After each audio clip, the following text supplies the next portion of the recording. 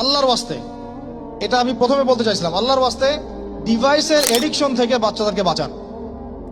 ডিভাইসের এডিকশন এত মারাত্মক যে আমি নিজে এখন কোরআনের আয়াত ভুলে যাচ্ছি দিন দিন। এই ডিভাইস আমার হাতে যেটা আছে এটা একটা পয়জন, এটা একটা হিপনোটাইজ করার যন্ত্র মানুষকে।